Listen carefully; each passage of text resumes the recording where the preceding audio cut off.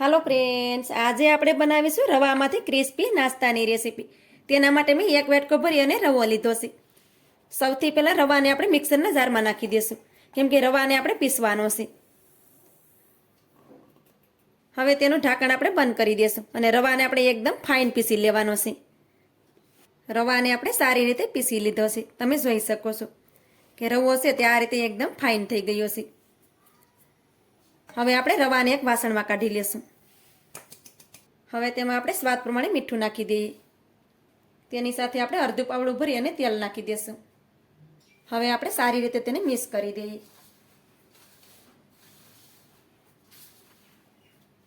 પહેલાં આપણે તેલ અને રવાને સારી રીતે મિક્સ કરી દેવાનું છે.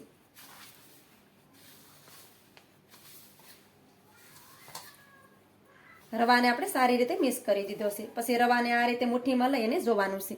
તો આ રીતે તમે જોઈ શકો છો કે આ રીતે તેની મુઠ્ઠી બંધાય છે, કેમ કે આપણો રવો છે તે એકદમ પરફેક્ટ છે. હવે તેમાં આપણે થોડું થોડું પાણી નાખતા જઈએ અને આપણે તેનો એક સોફ્ટ લોટ બાંધવાનો છે. આપણે તેને વધારે પડતો કઠણ લોટ નથી બાંધવાનો, કેમ કે રવો છે તે પાણીને એબ્ઝોર્બ કરશે. તમારે હલકું ગરમ પાણી લેવું હોય તો પણ તમે લઈ શકો, પણ અત્યારે મેં ઠંડુ પાણી જ લીધું છે. તો પણ આ નાસ્તો છે તે એટલો જ ક્રિસ્પી જ બનશે.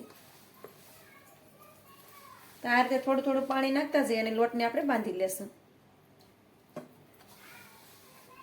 આ રીતે આપણે થોડું થોડું પાણી તેમાં નાખતા ગયા છે અને આ રીતે એક સોફ્ટ લોટ બાંધી અને આપણે રેડી કરી લીધો છે, કેમ કે રવો છે તે પાણીને એબ્ઝોર્બ કરી લેશે અને તે કઠણ થઈ જશે. તો આપણે આ રીતે સોફ્ટ લોટ બાંધવાનો. હવે તેની ઉપર ઢાંકણ ઢાંકી દઈએ અને 5 મિનિટ માટે આપણે રવાને સાઈડ પર રાખી દઈએ. ત્યાં સુધી તેના માટે એક મસાલો કરી લઈએ. હવે આપણે એક વાટકો લઈ લેશું અને તેમાં આપણે અડધી ચમચી ભરી અને ચાટ મસાલો નાખી દઈશું. તમારી પાસે ચાટ મસાલો ના હોય તો તેની જગ્યાએ તમે આમચૂરનો પાવડર પણ નાખી શકો. થોડોક આપણે તેમાં સંચળ પાવડર નાખી દઈએ. અડધી ચમચી ભરી આપણે લાલ મરચું પાવડર નાખી દઈએ. હવે તેને સારી રીતે મિક્સ કરી દઈએ.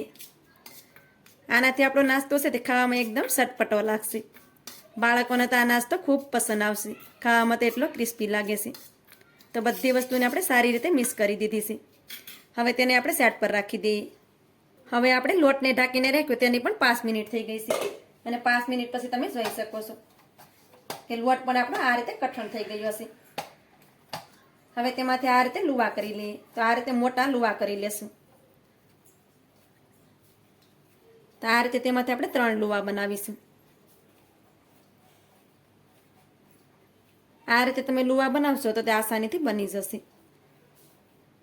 આ રીતે આપણે એક લુવો બનાવી અને રેડી કરી લીધો છે. આ રીતે આપણે બધા લુવાને બનાવી લઈએ. આ રીતે આપણે બધા લુવા બનાવી અને રેડી કરી લીધા છે. લુવાને આપણે સાઈડ પર રાખી દઈએ. હવે આપણે આ રીતે પાટલો લઈ લેશું. એક લુવાને લઈ અને પાટલા ઉપર રાખી દઈએ. હવે આપણે તેને વણવાનું છે. તો આ રીતે આપણે તેને વણતું જવાનું. બને ત્યાં સુધી આપણે આ નાસ્તાને પતલો બનાવવાનો છે. આ નાસ્તો છે તે બિલકુલ પણ આપણે પાટલા ઉપર સોટશે નહીં. આ રીતે તેને વણવાનું. આપણે આ સહેલાઈથી વણાઈ જશે. તો આ રીતે તમારાથી જેટલું પતલું વણાય એટલું તેને વણી લેવાનું. તો આ રીતે આપણે તેને પતલી પતલી રોટલી બનાવી અને રેડી કરી લીધી છે. તમે જોઈ શકો છો. હવે આપણે આ રીતે સાકું લઈ લેશું અને આ રીતે કટ લગાડી દેશું. તો પહેલાં આ રીતે કિનારે છે તેને આપણે કાઢી લેશું, કેમ કે નાસ્તાને આપણે એક સરખો શેપ આવી જાય. તો તેના માટે આપણે આ રીતે કિનારેથી કાઢી નાખશું. તો આ રીતે આપણે બંને બાજુથી કાઢી લેવાનું. આ કિનારા છે તેને આપણે કાઢી લેશું. તેને આપણે પાછો નાસ્તો વણીએ ત્યારે તેમાં નાખી દેવાનું. હવે તેમાંથી આ રીતે કટ લગાડી દઈએ. આ રીતે આપણે નાસ્તામાં કટ લગાડી દીધો છે. હવે આપણે આ રીતે એક નાસ્તાને લઈ લેશું. આ રીતે લઈ લેવાનું અને ચાકુથી તેમાં આ રીતે આપણે કટ લગાડી દેશું.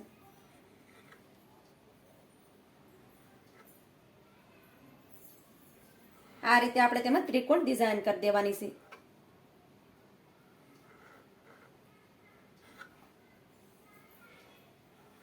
તો આ રીતે તમે જોઈ શકો છો કે નાસ્તો છે તે સહેલાઈથી બની જશે. તમારે થોડોક મોટો નાસ્તો બનાવવો હોય તો પણ તમે બનાવી શકો. તો આ રીતે હું બીજી વાર પણ તમને નાસ્તાને કટ કરીને દેખાડી દઉં. તો આ રીતે સાઈડમાંથી આપણે થોડો કટ કરી લેવાનો.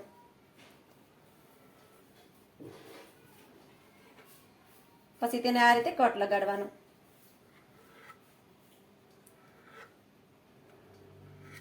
તો આ રીતે તમે જોઈ શકો છો કે નાસ્તો છે તે આપણો સહેલાઈથી બની જાય છે. હવે આપણે આ જ રીતે બધો નાસ્તો બનાવી અને પહેલાં રેડી કરી લેશું. આ રીતે આપણે બધા નાસ્તાને બનાવી અને રેડી કરી લીધો છે. આ નાસ્તાને આ રીતે તમે ભેગો રાખી દેશો તો પણ આ નાસ્તો છે તે બિલકુલ પણ છોટશે નહીં. હવે આ નાસ્તાને આપણે તળી લેશું. તેના માટે આપણે તેલને પણ ગરમ કરવા માટે રાખી દીધું છે. તેલ પણ આપણું સારી રીતે ગરમ થઈ ગયું છે. હવે તેમાં આ રીતે નાસ્તાને નાખી દઈએ. તેલ છે તે આપણું વધારે ગરમ હોવું જોઈએ. ઠંડા તેલમાં આપણે નાસ્તાને નથી નાખવાનો. તો આ રીતે આપણે કડાઈમાં જેટલો હમાય એટલો નાસ્તો આપણે કડાઈમાં નાખી દઈશું. તો આ રીતે આપણે કડાઈમાં નાસ્તાને નાખી દીધો છે. અને નાસ્તાને તમે જોઈ શકો છો કે આ રીતે નાસ્તો છે તે ફૂલીને ઉપર આવી ગયો છે. પછી તેને આ રીતે હલાવી લેવાનું છે આપણે. હવે ગેસની ફ્લેમને આપણે ધીમી કરી દેવાની અને નાસ્તાને આપણે બંને સાઈડમાં ફેરવતા જઈએ અને ક્રિસ્પી થાય ત્યાં સુધી તળી લેવાનો છે. નાસ્તાને આપણે ધીમા ગેસ ઉપર જ આ રીતે બંને સાઈડમાં ફેરવતા ગયા છે. અને નાસ્તાને તમે જોઈ શકો છો કે તેનો કલર પણ આ રીતે ચેન્જ થઈ ગયો છે. નાસ્તો છે તે આપણો એકદમ ક્રિસ્પી બન્યો છે. હવે તેને કાઢી લઈએ. આ રીતે નાસ્તો ક્રિસ્પી થઈ જશે તો તેનો કલર પણ બદલાઈ જશે. તો આ રીતે બધો નાસ્તો છે તેને આપણે ઝારામાં લઈ લેશું, જેથી કરી તેમાં રહેલું વધારાનું બધું તેલ નીકળી જાય. નાસ્તાને તમે જોઈ શકો છો કે નાસ્તો આપણો એકદમ ક્રિસ્પી બન્યો છે. હવે નાસ્તાને આપણે એક વાસણમાં કાઢી લઈએ. હવે નાસ્તો આ રીતે ગરમ હોય ત્યારે જ આપણે તેની ઉપર મસાલો છાંટી દેવાનો છે. આ રીતે નાસ્તો ગરમ હોય તો મસાલો છે તે સારી રીતે ચોંટી જશે. પછી તેને આ રીતે મિક્સ કરી દેવાનું. હવે આપણે આ જ રીતે બીજા નાસ્તાને પણ તળી અને રેડી કરી લઈએ. આ રીતે આપણે બધો નાસ્તો બનાવી અને રેડી કરી લીધો છે. નાસ્તાને તમે જોઈ શકો છો કે નાસ્તો છે તે આપણો એકદમ ક્રિસ્પી બન્યો છે. આ રીતે નાસ્તો બનાવી તમે તેને 1 મહિનો સુધી સ્ટોર કરી શકો. આ નાસ્તો છે તે લાંબા સમય સુધી ક્રિસ્પી રહે છે અને ખાવામાં તો ટેસ્ટી લાગે છે. તેમાં આપણે મેંદાનો ઉપયોગ પણ નથી કર્યો. અને નાસ્તાને તમે જોઈ શકો છો કે નાસ્તો આપણો એકદમ ક્રિસ્પી બન્યો છે. તો આ રીતે નાસ્તો તમે પણ ચોક્કસથી બનાવજો. તો મારી આજની રેસીપી તમને સારી લાગી હોય તો લાઈક કરી કોમેન્ટ કરી દેજો. ચેનલ પર નવા હોય તો ચેનલને સબસ્ક્રાઈબ કરવાનું ભૂલતા નહીં. તો મળીએ એક આવી જ નવી રેસીપીની સાથે. ત્યાં સુધી બધાને જય માતાજી.